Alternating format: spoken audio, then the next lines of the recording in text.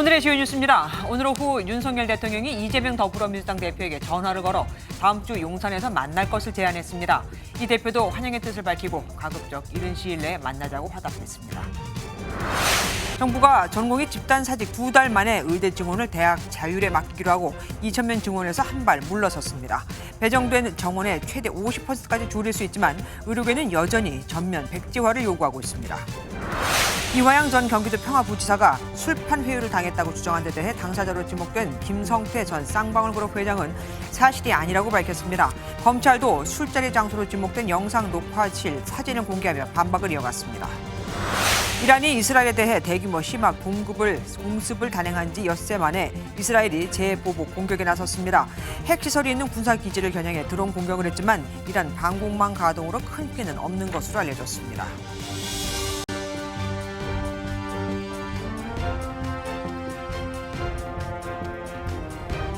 윤석열 대통령이 이재명 더불어민주당 대표를 만납니다. 대통령이 이 대표에게 직접 전화를 걸어서 형편이 된다면 다음 주 용산에서 만나 국정을 논의하자고 제안했고 민주당도 화답해서 긍정적인 반응을 보였거든요. 따라서 윤 대통령과 이 대표의 첫 번째 양자회담은 다음 주 용산 대통령실에서 이루어질 것으로 보입니다. 그동안 이 대표는 7차례 영수회담을 요구했지만 번번이 거절당한 바 있죠. 야권이 상임위원장직을 싹쓸이 하겠다고 하고 대통령이 거부했던 법안들을 다시 올릴 태세에 선택의 여지가 없었을 수도 있겠지만 윤 대통령 일단 만나서 소통을 시작하고 앞으로는 자주 만나 차도 마시고 식사도 하고 통화도 하면서 국정을 논의하자고 했다고 합니다.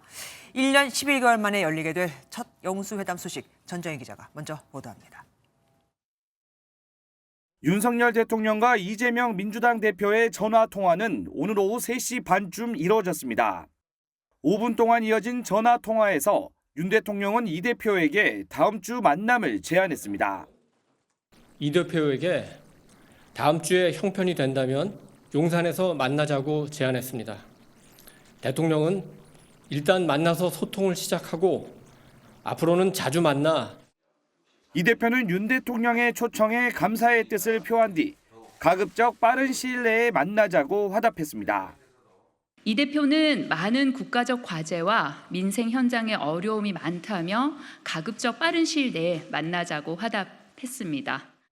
이번 통화는 윤 대통령이 먼저 제안해 성사됐습니다.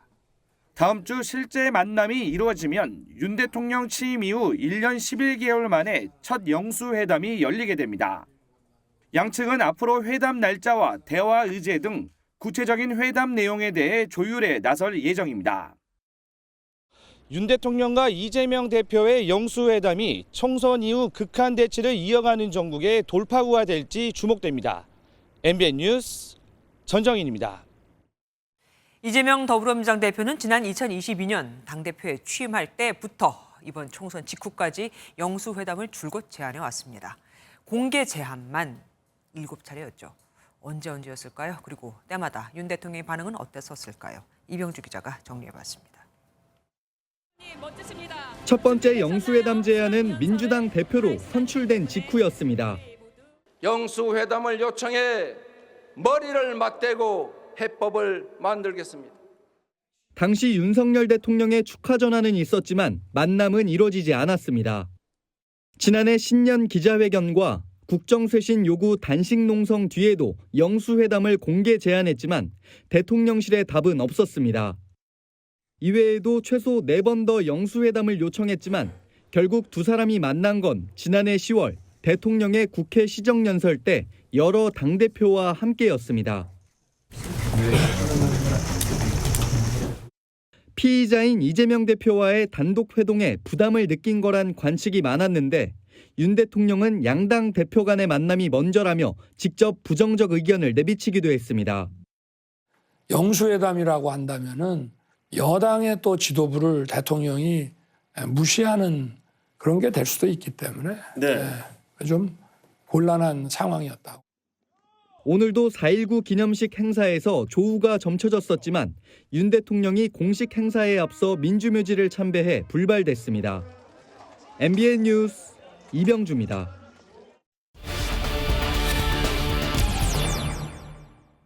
대통령실 출입하는 이기종 기자와 더 자세한 얘기 나눠보겠습니다. 어서 오십시오.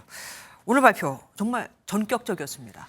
네, 영수회담 가능성은 지난 16일 윤석열 대통령의 총선 관련 입장 발표 때 언급된 바 있습니다. 네, 맞습니다. 민생을 위한 것이라면 어떠한 일도 마다하지 않을 것입니다. 대통령실은 앞서 이 발언이 이재명 더불어민주당 대표와 만날 가능성을 포함하는 거라고 설명했습니다. 그런데 22대 국회가 다음 달 말에 열리고 여당 지도체제가 완성되지 않았다면서 물리적 시간이 필요하다고 그러게요. 했는데요. 단독 회담이 아닌 여야 대표를 함께 만날 가능성을 열어뒀고 시기도 미뤄둔 듯한 모양새였습니다. 그러게요. 분명히 시간이 걸릴 거라고 얘기했었단 말입니다. 그런데 어떻게 된 겁니까? 구체적으로 무슨 과정이 있었는지 얘기해 주세요. 네, 오늘 통화에 앞서 이관섭 대통령 비서실장이 오후 1시쯤 천준호 이재명 대표 비서실장에게 전화를 걸어 윤 대통령과의 통화를 제안했습니다. 네. 윤 대통령은 이 대표에게 대통령실 인사가 지연되면서 만남을 제안하는 것도 좀 늦어졌다고 설명을 했다고 합니다. 더 이른 시기에 만나고 싶었다는 뜻을 전한 건데요. 대통령실 고위 관계자는 여건이 마련되기를 한없이 기다릴 수는 없었다고 말했습니다. 그러니까 지금 보면은 대통령실이 적극적인 모습입니다. 그런데 솔직히 지금까지는 영수회담을 거절해왔던 게 대통령이잖아요. 네, 그렇습니다. 오늘 나온 한국갤럽 조사를 한번 보실까요? 네. 윤 대통령의 국정 지지율이 23%로 취임 후 최저치를 기록했습니다. 총선 전보다 11%포인트 떨어졌습니다. 특히 부정평가의 이유로는 소통이 미흡하다는 답변이 17%에 달했습니다. 여기에 쇄신의 첫걸음을 제시한 인적 쇄신이 총리와 비서실장 인선 과정에서부터 꼬이고 있거든요. 야권 출신 인사의 기용 가능성이 제시되는 과정에서 홍보와 인사 라인이 아닌 비선 실세가 있는 것 아니냐는 논란이 제기되기도 했습니다. 네. 대통령실은 오늘 어떤 이야기든 대변인실의 입장이 대통령실의 입장이라고 밝히기도 했는데요. 인적 쇄신만으로는 현 국면을 타개할 수 없다 이런 판단을 내린 것으로 보입니다. 자, 이제 이재명 대표하고 만나는 건 기정사실화 됐습니다. 그럼 그 다음 의제는 뭐가 될까요? 네, 대통령실은 오늘 통화에서 총리 인선 같은 현안이나 만남의 의제 등 구체적인 얘기는 오가지 않았다고 설명했습니다. 네. 시기와 의제 형식은 조율을 거쳐야 하는데요. 윤 대통령은 고심 중인 총리 인선이나 의료개혁 문제에 대해서 이 대표의 의견을 묻고 협조를 요청할 가능성이 있습니다. 이 대표는 민생 의제를 얘기했습니다. 전국민 재난지원금 문제도 이번에 좀 만나면 이런 얘기를 주로 해야 되는데 이런 민생 관련된 개선책도 있을 수 있고요. 이번 회담에서 협치의 가능성을 엿볼 수 있을지 지켜봐야겠지만 이미 총리 하마평만으로도 야권의 반발이 거센 상황입니다. 그러게요. 대통령실이 바쁘게 돌아가고 있지만 정작 인선은 미뤄지고 있습니다. 네, 비서실장 인선이라도 서둘러서 대통령실을 정비해야 한다는 목소리가 나오고 있습니다. 여전히 하마평 외에는 안개 속인데요. 대통령실 관계자는 지금은 신속함보다 신중함이 중요한 시기라면서 현재 인선의 어려움을 설명했습니다. 예, 지금까지 이기종 기자와 함께했습니다. 고맙습니다. 총선 압승 뒤 이재명, 조국 이 두 사람이 언제 만날지도 관심이었죠. 오늘 만났습니다. 4.19 혁명 기념식에 참석하면서요. 차기 대권에서 경쟁할 것이라는 전망이 나오는 두 사람 귓속말로 대화하며 친밀감을 과시하기도 했습니다. 유승우 기자가 함께했습니다. 4.19 혁명 기념식에 나란히 참석한 이재명 더불어민주당 대표와 조국 혁신당 대표. 반갑게 악수한 뒤 귓속말을 나눕니다. 지난 3월 조국 혁신당 창당 뒤 처음 만난 겁니다. 이젠 단독 과반 의석을 만들어낸 제1당 대표와 어엿한 원내 3당 대표가 됐습니다. 두 사람은 약속이나 한 듯 윤석열 대통령 불참 등 4.19 혁명에 대한 정부 태도 비판에 나섰습니다. 행사 내내 이 4.19 혁명이 왜 발생했는지에 대해서 3.15 부정선거에 한거한 국민들의 투쟁이었다는 점이 전혀 언급되지 않은 것이 좀 이해하기가 어려웠고, 조 대표는 특히 4.19는 독재종식이라는 문구가 새겨진 넥타이를 미리 준비해 착용하며 선명성을 강조했습니다. 이승만 정권을 조기 종식시킨 거 아닙니까? 저의 추측으로는 저를 포함해서 이재명 대표 등 야당 대표를 만나기 싫었던 것 같아요. 대통령실은 즉각 불쾌감을 드러냈습니다. 대통령실 관계자는 역대 대통령들도 임기 내 한 번씩만 기념식에 참석하고 나머지 해에는 참배만 했다고 설명했습니다. 조 대표를 향해선 세상의 모든 일이 자기를 중심으로 돌아갈 수는 없는 것 아니겠냐면서 자기애가 과하다고 직격했습니다. MBN 뉴스 유승호입니다. 이러니 정부가 압박을 받지 않을 수가 없겠죠. 국민의힘을 제외한 야권 모든 정당이 한자리에 모여서 최상병 특검을 처리해야 한다고 목소리를 높였습니다. 조국혁신당에 개혁신당까지 노선이 달라 보이던 세력까지 뭉쳐서 말입니다. 심지어 여당 내에서도 최상병 특검은 처리해야 한다는 주장이 나오고 있는 상태죠. 22대 국회 예고편을 보는 듯합니다. 표선우 기자가 보도합니다. 이준석 개혁신당 대표와 조국혁신당 대표가 처음으로 나란히 섰습니다. 민주당과 새로운미래, 진보당, 녹색정의당까지 야권 6개 정당이 뭉쳤습니다. 보수 성향의 개혁신당까지 합세해 정부 여당의 최상병 특검법 처리 압박에 나선 겁니다. 무엇을 지키기에 급급한 그런 흔한 권력자의 모습으로 바뀌었다. 보수의 문제도 진보의 문제도 아닌 것입니다. 조국혁신당 조국 대표는 대통령 거부권 행사 가능성에 미리 경고하기도 했습니다. 이 법안에 대해서 거부를 한다면 국민들은 바로 그러한 대통령을 거부할 것입니다. 민주당은 최상병 특검을 21대 국회에서 반드시 처리하겠다며 결의를 다졌습니다.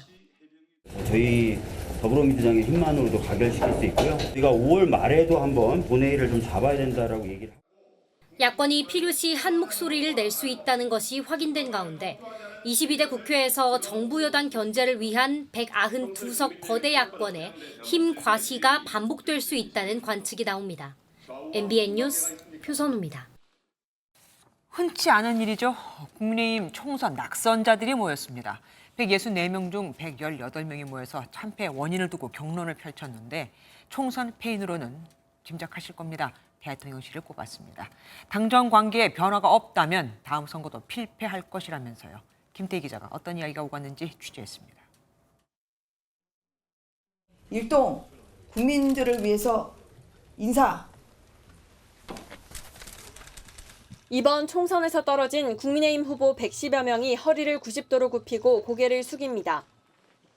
국민의힘이 총선 패배 원인을 짚고 쇄신 방향을 논했습니다. 참석자 40여 명이 발언하는 등 3시간 넘게 열띤 토론이 이어졌습니다. 집권 이후에 우리 당과 용산과의 관계 속에서 벌어진 일이기 때문에 그런 부분들이 결과적으로 누적되고 쌓였고 그것이 이제 국민들한테 이번에 심판받은 게. 앞으로 1, 2주 안에 나라와 당, 윤석열 정부의 운명이 결판난다며 대통령과 당의 변화를 호소했습니다. 탄핵을 피하고 민주당의 국정농단을 막는 길은 민심을 엎는 것뿐입니다. 여론의 힘만이 민주당의 독주를 제지하고 탄핵을 막아줄 수 있습니다. 지도부 구성에 관한 여러 이야기도 오갔습니다. 당대표를 뽑을 때 당원 100%가 아닌 50대 50으로 여론의 비율을 담아야 한다는 의견과 집단 지도체제로 용산과의 관계를 바로잡아야 한다는 주장도 제시됐습니다. 용산의 뜻만 받들어서 일사불란하게 그렇게 가는 당이 아니라 용산과 협력하면서도 우리가 굉장히 건강한 논의가. 당 비상대책위원회 형태에 대해선 쇄신과 변화를 이끌 혁신형 비대위가 필요하다는 비판이 나왔습니다. 당선자 총회에서는 실무형 비대위를 하자는 분들이 훨씬 많았고 아직까지 어느 한쪽으로 방향을 정한 것은 아닙니다. 다음 주 22일에 있을 당선자 총회에서 국민의힘 새 비대위에 관한 윤곽이 나올 전망입니다. MBN 뉴스 김태희입니다. 더불어민주당 내에선 차기 국회의장 자리를 두고 물밑 경쟁이 치열해지고 있습니다. 육선 고지에 오른 조정식 의원은 사무총장직을 내려놓으면서 본격적으로 그 레이스에 뛰어들었고 친명 좌장인 5선 정성호 의원 등 중진들도 대거 도전장을 내밀었습니다. 서영수 기자입니다.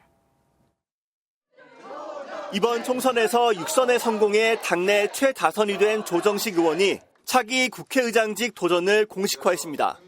2년 가까이 맡아왔던 사무총장직도 내려놓으며 본격 준비에 나섰습니다. 오늘 사무총장직을 사임합니다. 앞으로도 언제 어디서든 당을 위해 헌신하겠다는 말씀을 드립니다. 유력 경쟁자는 혁신 의장을 내걸고 강한 출마 의지를 드러내고 있는 육선의 추미애 전 법무장관입니다. 여기에 이재명 대표의 연임 가능성이 높아지면서 차기 당대표 후보로 거론됐던 5선 중진들도 대거 의장직을 노리고 있습니다. 친명 좌장으로 불리는 정성호 의원과 원내대표 출신의 김태년 의원, 여의도 복귀에 성공한 박지원 전 국정원장 등이 물망에 오르고 있습니다. 당 안팎에서도 최다선이 의장직을 맡을 필요는 없다는 선수 파괴론에 힘을 싣는 목소리가 적지 않습니다. 선수가 높다고 무조건 그중에서 돼야 된다가 아니거든요. 그래서 예전에 4선의 임채정 의원이 투표에서 이겨가지고 의장 되신 적도 있고. 어느 때보다 치열한 당내 선거가 예상되는 가운데 이재명 대표가 어떤 후보에게 힘을 실어줄지도 관심이 쏠립니다. MBN 뉴스 서영수입니다. 오고 가는 언제 매일 여의도는 전쟁 중 Talk to me. 정치 톡톡 시간입니다. 국회 출입하는 김지영 기자와 함께합니다. 어서 오십시오. 아까 전해드렸지만 윤석열 대통령과 이재명 대표 곧 만날 것 같긴 합니다. 그런데 그 이전에 이재명 대표가 야권 인사총리설을 겨냥한 발언을 올렸더라고요. 네, 어젯밤 11시 30분쯤 자신의 SNS에 짧은 한 줄을 올렸습니다.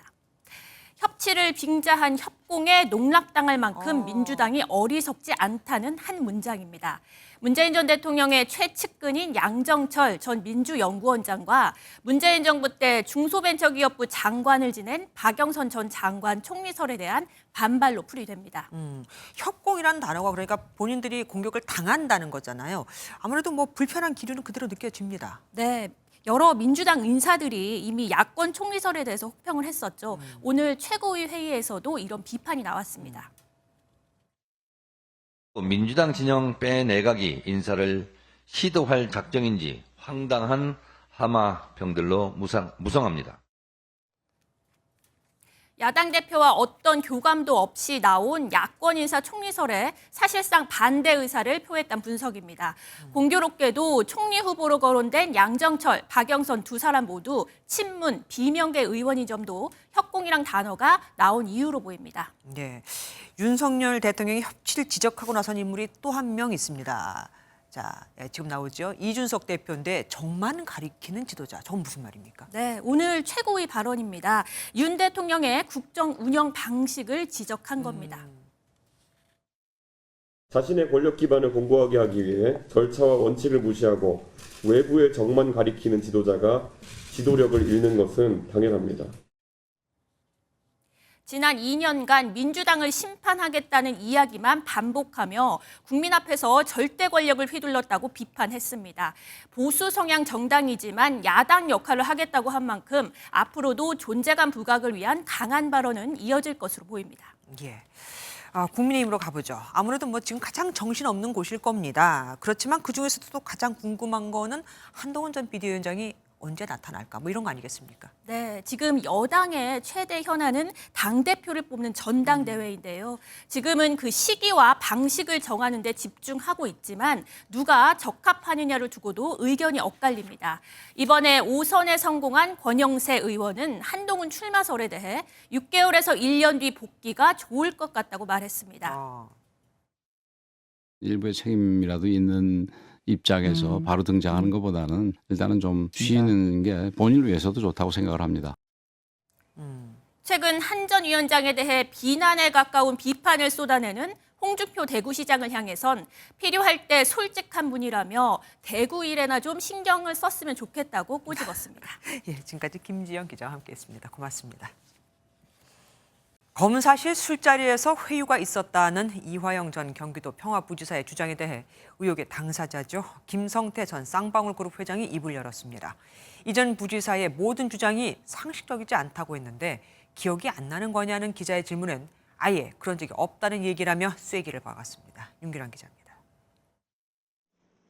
쌍방울그룹 횡령 사건으로 재판을 받으러 온 김성태 전 회장은 법정에 들어가기 전 검사실 술판 의혹을 딱 잘라 부인했습니다. 술을 마실 수가 없어요. 그건 상식적이지 않습니다.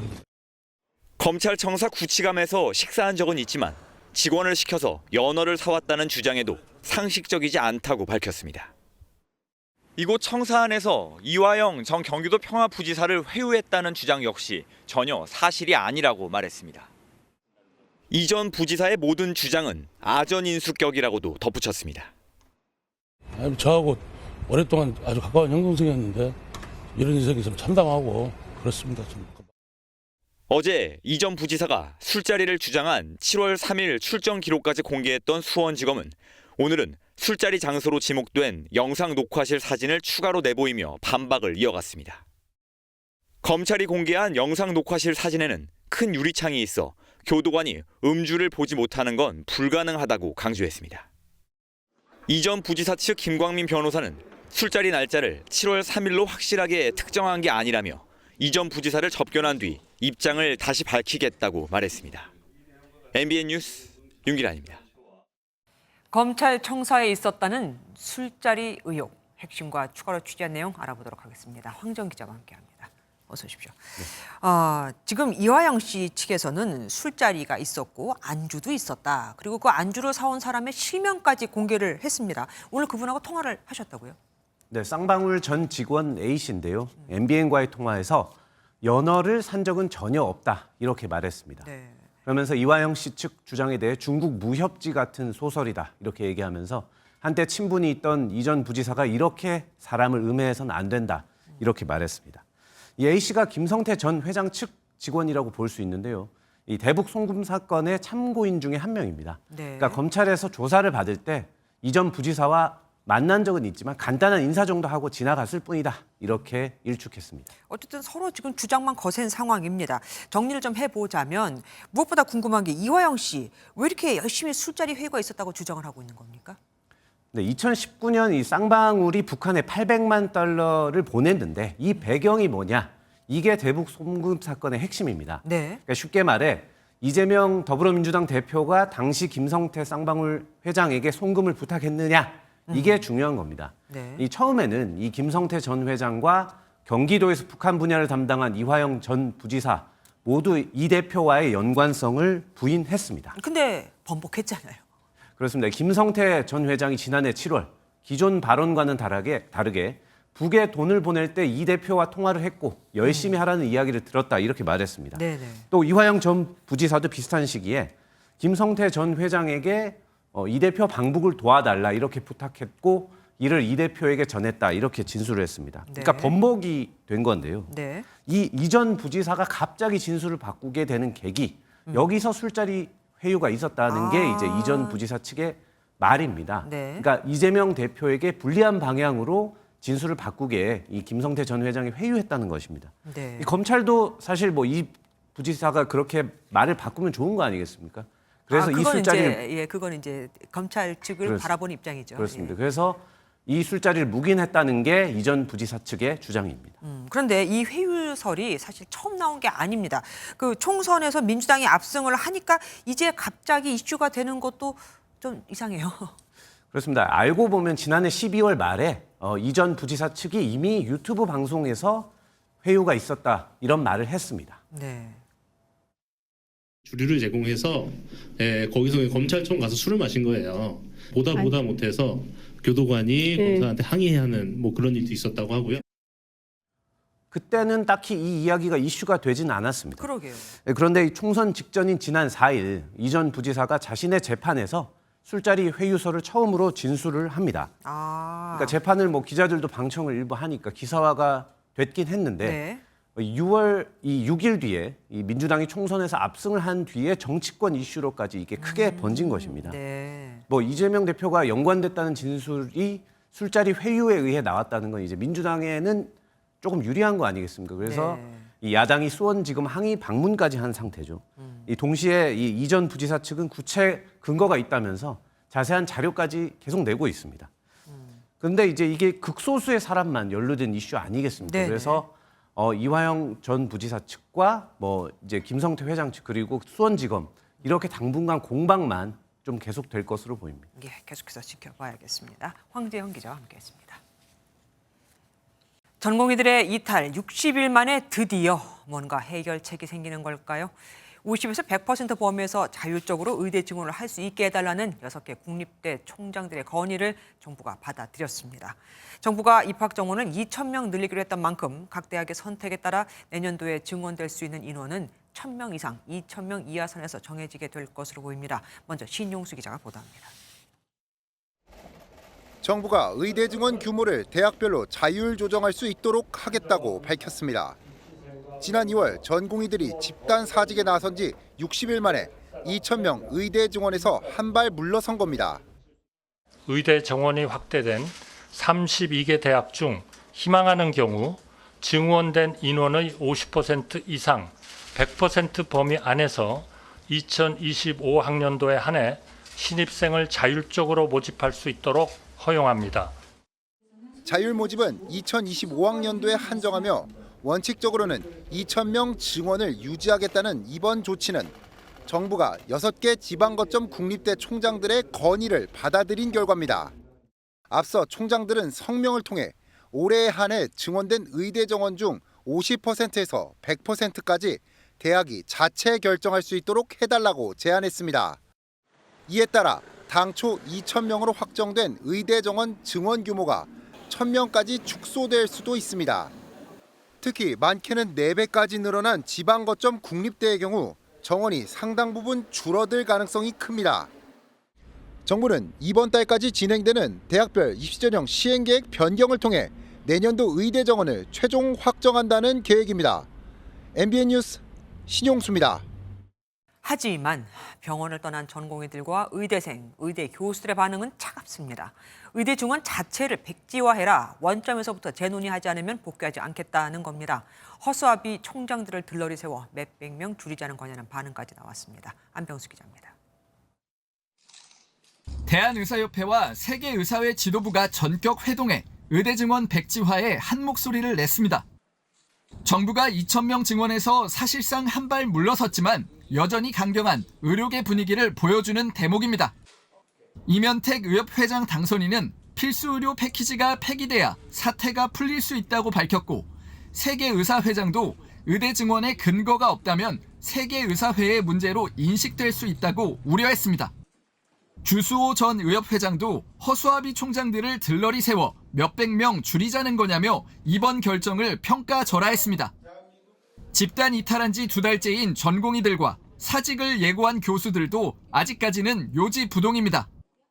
타국에서 50% 선에서 일단 하고 넘어가다가 지금 받아들여질 것 같지가 않아요. 교수들 모임에서도 그걸 그렇게 받아들이기 쉽지 않을 거고. 의정 대화의 벽이 여전히 높은 가운데 다음 주 출범할 대통령 직속 의료개혁 특위에 의사단체 참여 전망은 여전히 안개 속이라는 평가가 나옵니다. MBN 뉴스 안병수입니다. 지금도 막막한 환자들에게 덜컥 겁이 나는 소식은 또 있습니다. 지난달 사직서를 낸 의대 교수들 일부가 다음 주 실제로 병원을 떠날 수 있다는 얘기입니다.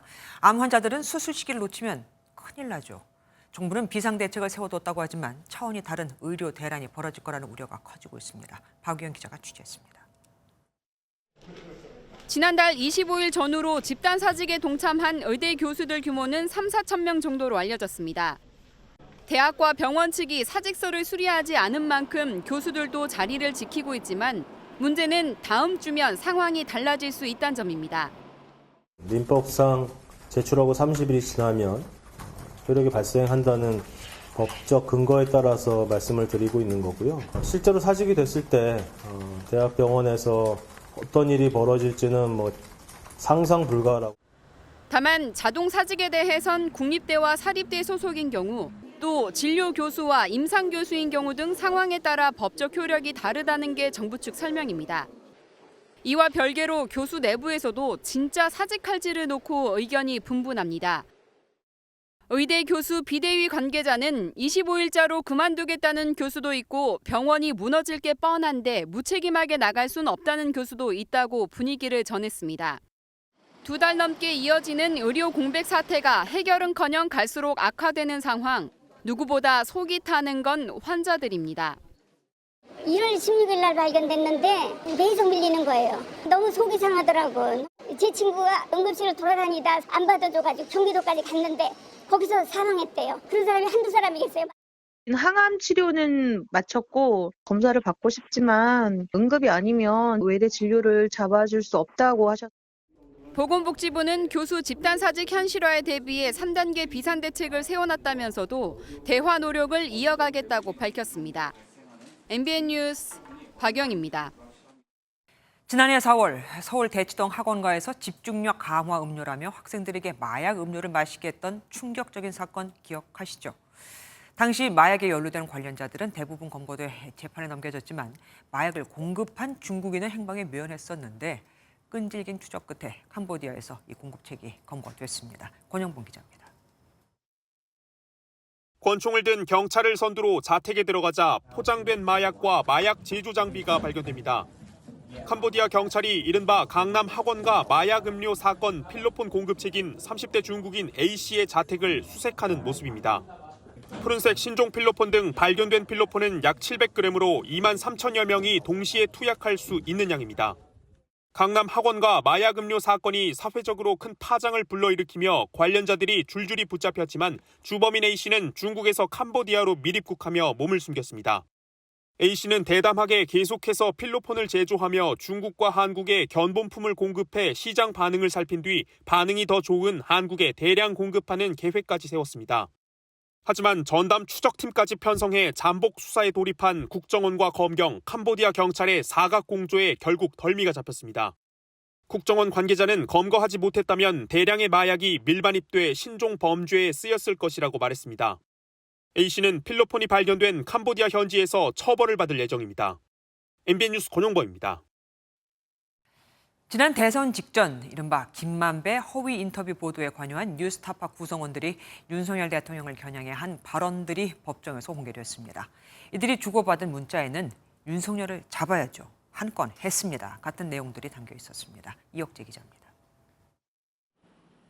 대선 직전인 2022년 3월 6일 뉴스타파는 대장동 민간사업자 김만배 씨와 신학림 전 뉴스타파 전문위원이 인터뷰한 내용을 보도했습니다. 윤석열 대통령이 대검찰청 중수이과장에 근무하던 당시 부산저축은행 수사를 무마했다는 의혹이 담겼습니다. 윤석열이가 네가 조우영이야 이러면서 윤석열한테서 윤석열이가 보냈단 말이야? 검찰은 오늘 뉴스타파 구성원에 대한 증인신문에서 윤 대통령을 겨냥한 이들의 발언을 공개했습니다. 신 전 위원이 김 씨를 인터뷰한 내용에서 윤 대통령의 이름이 나오지 않자 뉴스타파 기자와 김 대표는 아깝다는 내용의 문자를 주고받았습니다.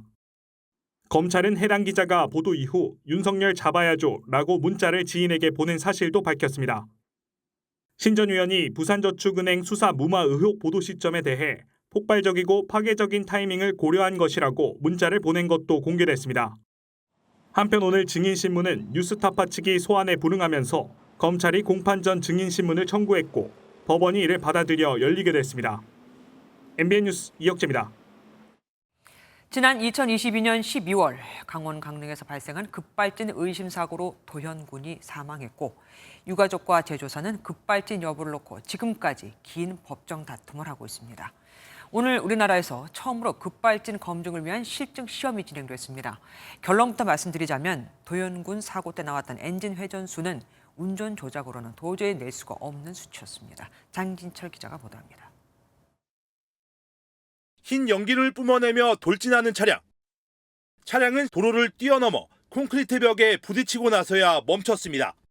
급발진이 의심된다는 유족 측의 요청에 따라 실증 시험이 진행됐습니다. 급발진 의심 사고 가운데 실제 사고 현장에서 이뤄진 재현 시험은 이번이 처음입니다. 실증 시험에 사용된 차량입니다. 사고 차량과 같은 기종의 연식도 같습니다. 첨예한 법적 공방이 펼쳐지는 페달 오조작 여부를 검증하기 위해 사고 구간에서 이른바 풀악셀을 밟았습니다. 중요한 쟁점인 최고 속도는 국과수의 사고 기록 장치 감정보다 시속 20에서 30km 정도 웃돌았지만 엔진 회전수는 운전자가 엑셀을 밟아서는 구현할 수 없는 수치였습니다. 이 운전자의 페달 오조작에 의한 급발진이 아니다. 이런 거를 강력하게 시사해주고 있고요. 이런 가운데 입증 책임을 제조사로 전환하는 일명 도현이법은 아직 상임위에 멈춰 있어 21대 국회가 종료되면 폐기됩니다. 한 달 남은 골든타임 동안 국회에서 정말 민생을 위한다라고 한다면 더 이상 대한민국이 급발진 의심 사고에 대한 불안감으로 살아가지 않도록. 이번 시험의 분석 결과는 최소 2주에서 최대 한 달 정도 걸릴 전망이며 재판부는 감정 결과를 참고할 계획입니다. MBN 뉴스 장진철입니다. 끊이지 않는 음주운전. 날이 따뜻해지는 나들이철을 맞아 더 심해졌습니다.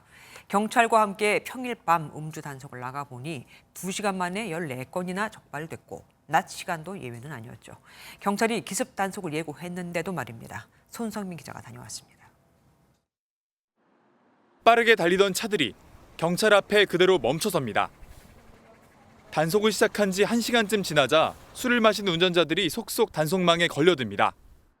한 30대 운전자는 대리운전이 잡히지 않아 어쩔 수 없이 차를 몰았다고 주장하고 대리 부르셔야죠. 안 잡혀가지고. 대리가 안 잡혔어요? 0.03 이상이면은 면허 정지 수치거든요. 다른 운전자는 소주 석 잔을 마셨다며 억울함을 호소해보지만 실상은 달랐습니다. 3잔 정도 마셨어요. 네, 됐습니다. 확인하겠습니다. 0.08이면은 취소 수치거든요. 음주 단속을 시작한 지 1시간 반 만에 4명이 적발됐는데요. 이 가운데 1명은 면허 취소 수준으로 나타났습니다. 고속도로 음주 사고는 매년 400건 이상 발생했는데 경찰 단속을 통해 어젯밤에만 전국적으로 14명이 적발됐습니다. 이 가운데 무면허 운전자만 4명에 달했고 심지어 불법 체류자도 있었습니다. 음주 운전에 대해서는 안전지대가 없음을 명심하시고 음주 후에는 절대 운전대를 잡는 일이 없어야 될 것입니다. 경찰은 봄철 나들이객이 많아지는 만큼 유명 행락지 등 음주운전이 예상되는 곳에서 기습 단속을 이어갈 방침이라고 밝혔습니다. MBN 뉴스 손성민입니다. 내 딸이 아닌데, 내 아들이 아닌데 목소리는 너무나 똑같았어요. 이런 보이스피싱 피해자들이 많죠. 어떻게 이게 가능했을까요? 기자가 시험을 해보니 단 30초면 인공지능으로 내 목소리와 똑같은 목소리를 만들어낼 수 있었습니다. AI 핵심 기술인 딥러닝과 목소리를 뜻하는 보이스의 합성어 딥보이스, 박혜빈 기자가 알아봤습니다.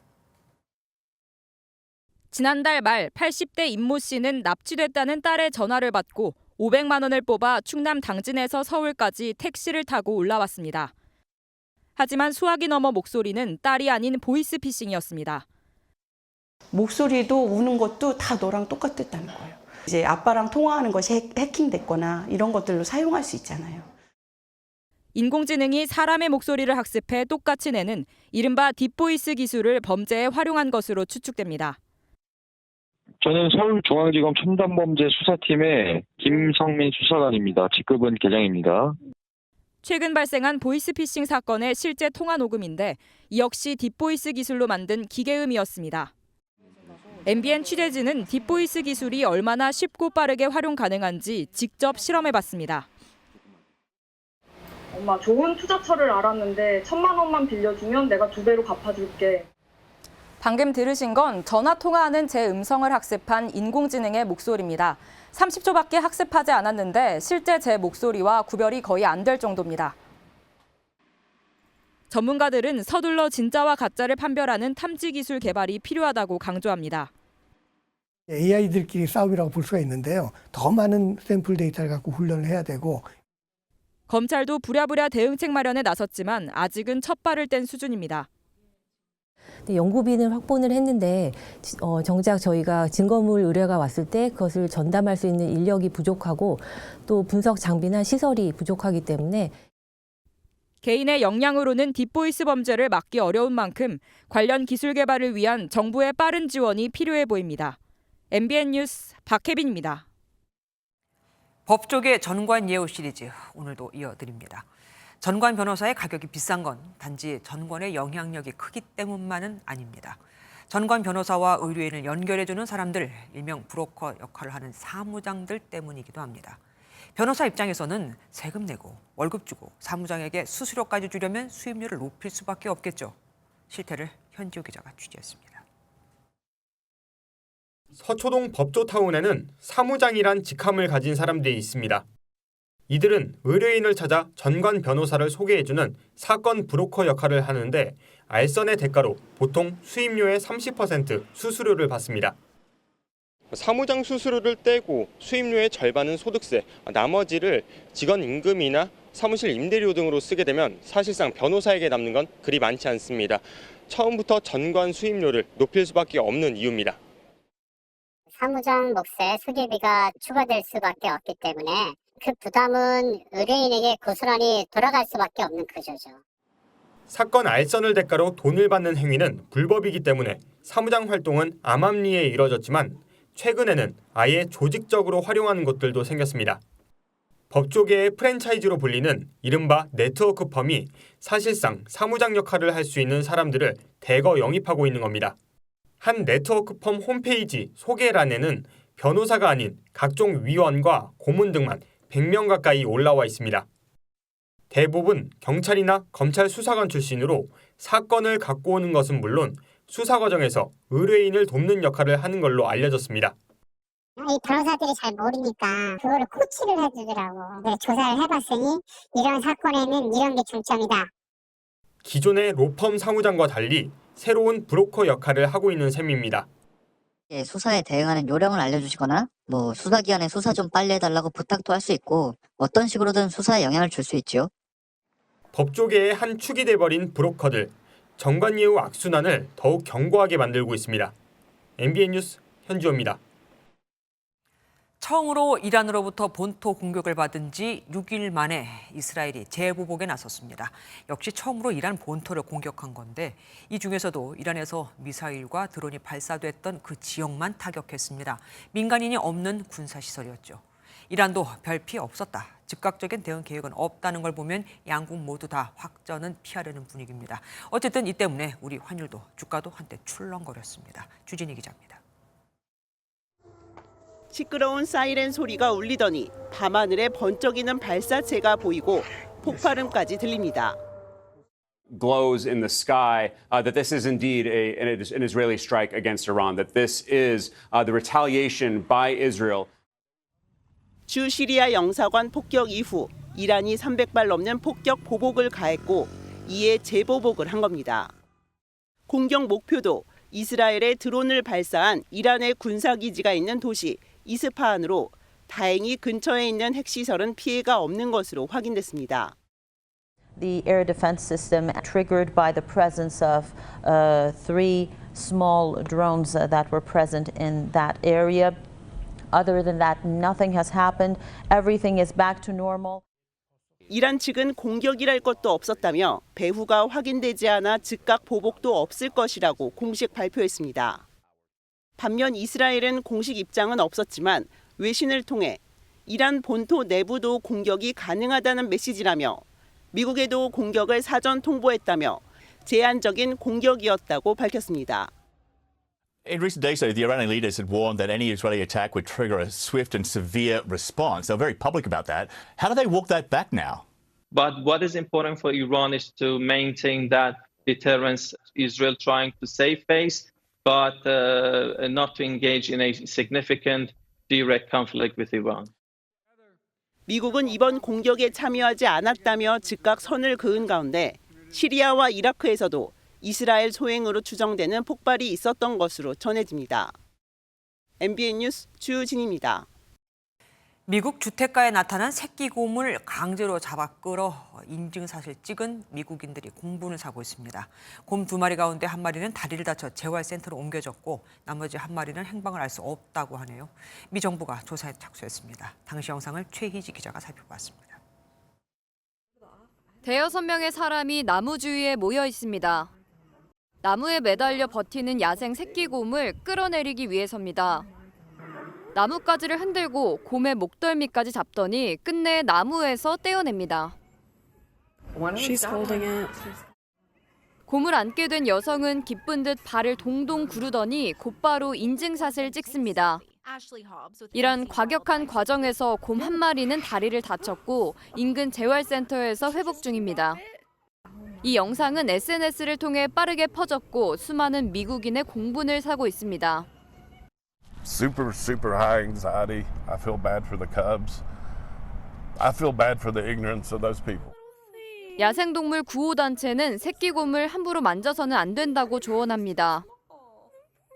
Know how irresponsible and potentially deadly it could be for that cub to be separated from. 당국은 이번 사건에 대한 조사를 시작했으며 조만간 기소 여부를 가릴 예정입니다. MBN 뉴스 최희지입니다. 하늘에서 집안 살림살이들이 내 머리 위로 떨어진다면 어떨까요? 중국에서 출근길 도로 옆 오피스텔에서 가스가 폭발해 달리는 차들 위로 유리 파편과 부서진 가재 도구들이 쏟아지는 사건이 발생했습니다. 베이징에서 윤석정 특파원입니다. 펑소리와 함께 출근길 도로 위로 하늘에서 정체모를 무언가가 후두두 떨어집니다. 자세히 보니 유리 조각과 목재, 집안 살림살이 파편들입니다. 지난 17일 오전 8시쯤 중국 헤이룽장성 하얼빈의 한 오피스텔 15층에서 가스가 폭발했습니다.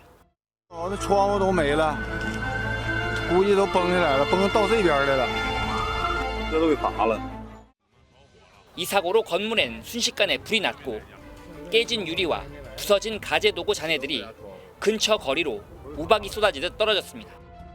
다행히 화재는 15분 만에 진화됐고 다친 사람은 없었습니다.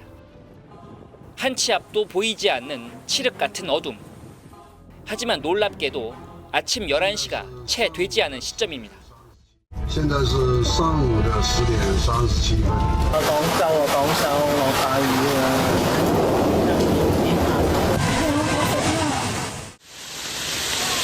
지난 17일부터 폭우와 강풍, 우박이 중국 남부 광둥성, 광저우 일대를 강타했습니다.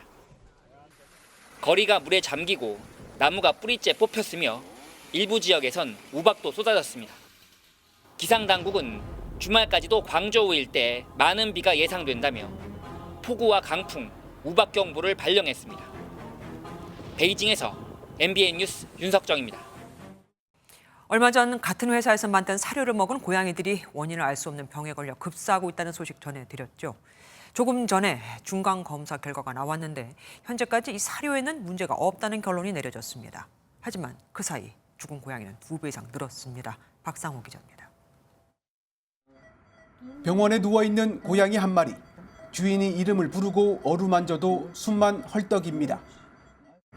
눈 움직여? 눈 안 움직이지? 갑자기 기력이 급격히 떨어져 입원한 이 고양이는 원인도 모른 채 며칠 만에 죽었습니다. 현재까지 집계된 같은 증상의 고양이는 196마리. 이 가운데 69마리가 원인도 모르고 폐사했습니다. 불과 나흘 전보다 2배 이상 늘었습니다.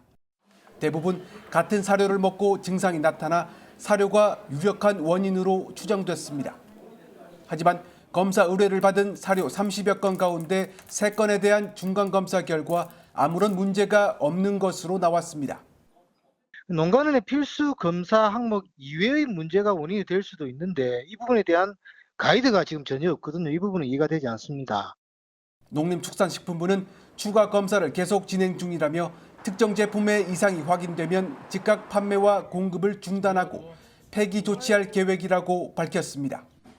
MBN 뉴스 박상호입니다. 2월에 연말정산으로 월급이 줄었다고 한탄하던 직장인들. 그런데 또 다른 연말정산이 하나 더 기다리고 있죠. 건강보험입니다. 지난해 월급이 올랐거나 상여금 등을 많이 받아 소득이 늘었다면 이번 달 월급에서 또 한 번 돈이 빠져나갈 수 있습니다. 전남주 기자입니다. 경기도에 사는 박모 씨는 17년 차 직장인입니다. 4월급여 명세표를 보고 평소보다 월급이 줄어든 것을 확인했습니다. 20일 날 월급이 나오고요. 오늘 1년에 한 번 이제 건강보험료 연말정산이 되거든요. 평소에는 한 20만 원 정도 이렇게 나갔었는데 그래도 올해는 한 9만 원 정도 나간 걸로 확인했습니다. 4월분 건강보험료에다 지난해 건보료 연말정산을 통해 산정된 금액이 추가로 빠져나가거나 들어오기 때문에 이번 달 월급이 일정하지 않은 겁니다. 건강보험공단은 2000년부터 실제 보수에 따라 내야 했던 건보료를 다음 연도 4월까지 유예했다가 내도록 하고 있습니다. 지난해에 봉급이 오르거나 호봉 승급, 승진 등으로 소득이 증가한 직장인은 더 내지 않았던 건보료를 더 내야 합니다. 반면 봉급이 깎여 소득이 줄어든 직장인이라면 더 많이 냈던 건보료를 돌려받게 됩니다. 지난해의 경우 월급이 늘어난 1,011만 명이 1인당 평균 약 21만 원을 추가로 냈고 보수가 줄어든 300만여 명은 1인당 평균 약 10만 원을 돌려받았습니다. MBN 뉴스 전남주입니다. 영상을 찍을 필요도, 편집할 필요도 없이 어떻게 만들어달라고 문장만 입력하면 되는 시대가 왔습니다. 인공지능 AI가 동영상 제작에 활용되고 있는 건데 웬만한 SF, 영화, 컴퓨터 그래픽보다 더 낫습니다. AI 영상 주도권 확보를 위한 글로벌 빅테크들의 경쟁, 한범수 기자가 취재했습니다. 가죽 재킷과 붉은 드레스를 입은 여성이 네온사인 가득한 도쿄 거리를 걷는다. 한 줄 문장을 입력했을 뿐인데 주어진 조건과 똑같이 1분 남짓한 영상이 만들어졌습니다. 골드러시 당시 캘리포니아, 커피잔 속에서 싸우는 해적선 두 척이라고도 적어봤습니다. 마치 영화와 같은 영상이 생성됩니다. 오픈 AI가 내놓은 동영상 제작 프로그램 소라로 수많은 콘텐츠를 학습하고 응용하는 생성형 AI 덕분에 명령어만 입력하면 영상까지 뚝딱 만들어냅니다. AI 기술이 급속히 발달하면서 AI가 챗봇을 통해 대화를 하거나 이미지를 생성하는 단계를 넘어 영상까지 만들고 있습니다. 포토샵으로 유명한 어도비는 인터뷰 내용에 맞춰 영상을 배열해주거나 3D 효과를 넣어 글자가 움직이도록 하는 기술을 개발 중입니다. 구글은 사용자 주문에 따라 PPT 영상을 제작해주는 기능을 선보이는 등 빅테크 업체들의 경쟁이 치열해지고 있습니다. SF 영화를 현실상에서 못 만들어내는 어떤 장면들을 만들어낼 수도 있겠죠. AI 동영상 산업은 연평균 20%씩 성장하고 있는데 시장을 선도하려는 빅테크의 움직임이 더욱 빨라질 것으로 전망됩니다. 최근 구글은 오픈 AI의 소라가 허가 없이 유튜브를 학습에 활용했다며 비난하기도 했는데 치열해진 경쟁에서 일어난 신경전으로 보입니다. MBN 뉴스 한범수입니다. 정부가 장애인 고용 촉진을 위해 의무 고용제를 시행하고 있지만 사실 있으나 마나한 법이 됐죠. 장애인을 고용하느니 과태료 성격의 부담금을 내버리자는 기업이 여전히 많으니까요. 참, 내일은 44회 장애인의 날입니다. 이상혁 기자가 취재했습니다. 청각장애인 바리스타 김수민 씨가 커피를 맛있게 내리는 덕에 이전보다 카페를 찾는 손님들이 늘었습니다. 손님이 이제 맛있다거나 할 때 간단한 수화로 표현해 주신 적이 있는데 그때 되게 감동이고 좋았습니다. 현재 농인 바리스타를 뽑는 사회적 업소에서 일하고 있지만 과거 구직 과정은 험난했습니다. 예전에 다른 카페를 취업하려고 찾은 적이 있는데 그때 탈락한 적이 많이 있습니다. 그러니까 저랑 잘 맞는 카페를 찾는 게 쉽지가 않아가지고 어려웠었습니다. 장애인 의무 고용에도 불구하고 대다수 기업들은 적은 부담금으로 때우고 있는 게 현실입니다. 2022년 기준 전체 기업 중 장애인을 고용한 곳은 3.4%에 불과합니다. 고용 의무를 지닌 곳으로 한정하면 2.37%로 더 떨어집니다. 장애인 고용 문제 해결책으로 손꼽히는 것은 연계 고용제도. 장애인 집중 고용업소가 장애인 고용 의무가 있는 기업과 거래를 하면 고용 창출에 기여했다고 간주해 부담금을 줄여주는 것입니다. 전체 사원의 80%가 발달 장애인인 한 사회적 기업을 찾아가 봤습니다. 장애인들은 자신의 적성에 맞는 일을 할 수 있어서, 그리고 거래 기업들은 미고용 부담금을 덜 수 있어 일석이조입니다. 배송할 때 엄청 행복하고 전설로 타고 다닐 때 엄청 나한테 힘이 되고 힘이 있고 엄청 좀 저한테는 도움이 됐나 하고 싶어가지고 은퇴할 때까지 하고 있습니다. 전문가들은 좋은 제도와 더불어 장애인들을 바라보는 기업들의 인식 변화가 무엇보다 중요하다고 강조합니다. MBN 뉴스 이상입입니다. 지난 2월 뜨거운 사랑을 받으며 막을 내렸던 현역 가왕이 팬들의 사랑에 보답하고자 전국 콘서트에 나섭니다. 이번 주말 첫 공연을 앞둔 연습 현장에 이상주 기자가 다녀왔습니다. 롤리폴리 음악에 맞춰 흥겹게 춤을 추는 현역 가왕의 막내 라인. 흥겹고 신나게 때로는 감성적인 무대로 팬들을 울고 울렸던 가왕들이 색다른 무대를 준비하고 있습니다. 늘 보여드렸던 무대와 달리 콘서트에서는 저와 그리고 막내 라인들이 준비하는 여자 걸그룹에 관한 노래를 한번 들려드릴 생각입니다. 최고 시청률 18%를 넘으며 전 채널 시청률 1위로 막을 내렸던 현역가왕은 팬들의 식지 않는 열기와 사랑에 보답하고자 전국 투어에 나섭니다. 저는 이제 단독 공연을 해봤는데 이렇게 큰 공연장에서 저희 탑세븐과 함께하는 이런 종류의 공연도 처음이어가지고 많이 설레이고요.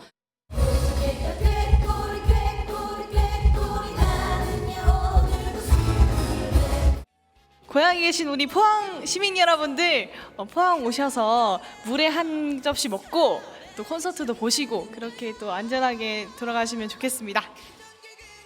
전국 투어에는 톱세븐은 물론 지역별 깜짝 게스트들의 등장까지 예고돼 있어 방송과는 또 다른 재미와 감동을 선사할 것으로 기대합니다. 이번 주 서울에서부터 펼쳐지는 현역가왕 전국 투어 콘서트 많은 관심 부탁드립니다. 여러분 놀러오세요. MBN 뉴스 이상주입니다. 스포츠 뉴스입니다. 성공적인 세대 교체를 이뤄낸 펜싱 대표팀 뉴 어펜저스가 파리올림픽 금메달을 향한 순항을 이어가고 있습니다. 그 중심에는 어느덧 35살로 대표팀 맏형이 된 구본길 선수가 있는데요. 박규원 기자가 만나고 왔습니다. 펜싱 사브르 남자 대표팀이 단체전에서 난적 미국을 상대로 짜릿한 역전승을 거두며 우승합니다. 올해만 2번의 월드컵 우승과 1번의 준우승을 차지하며 성공적인 세대 교체를 이뤄내고 있는 뉴 어펜저스. 자타공인 세계 최강의 자리를 지키고 있는 펜싱 대표팀에는 언제나 레전드 구본길이 있었습니다.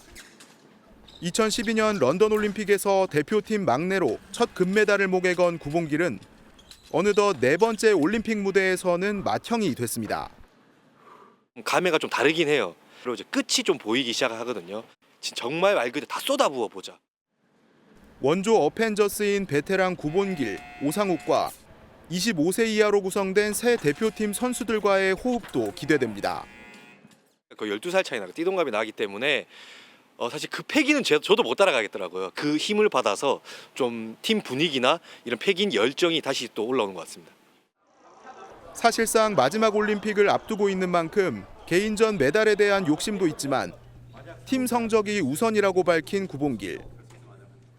올림픽이 100일 앞으로 다가온 시점에서 구슬땀을 흘리고 있는 뉴 어펜저스가 파리에서 써내려갈 드라마가 주목됩니다. 이번 파리올림픽에서도 저희 새 어펜저스가 사랑과 관심에 보답해드리겠습니다. 사브르 화이팅! MBN 뉴스 박규원입니다. 주말인 내일은 전국에 비가 내리면서 황사의 영향에서 차츰 벗어나겠습니다. 내일 늦은 새벽 제주와 전남 해안을 시작으로 낮이 되면 전국으로 확대되겠는데요. 이번 비는 제주와 남해안에 집중되겠습니다. 시간당 최대 20mm의 집중호우가 예상되고요. 바람도 초속 20에서 25m 안팎으로 불면서 강풍특보가 발표될 가능성이 높습니다. 일요일까지 제주 산간 지역으로는 최대 120mm 이상의 많은 비가 예보됐습니다. 전남 해안과 경남 지역으로도 20에서 60mm, 서울을 비롯한 수도권에는 5에서 10mm의 비교적 적은 양의 비가 예상됩니다. 내일 전국 하늘 잔뜩 흐리겠습니다. 때이른 더위는 누그러들겠는데요. 서울은 20도, 춘천이 19도에 그치겠습니다. 남부지방은 전주가 19도, 창원이 17도에 그치면서 오늘보다 10도 이상 낮겠습니다. 다음 주 화요일에는 영동과 남부, 제주에 비가 내릴 전망입니다. 내셨습니다.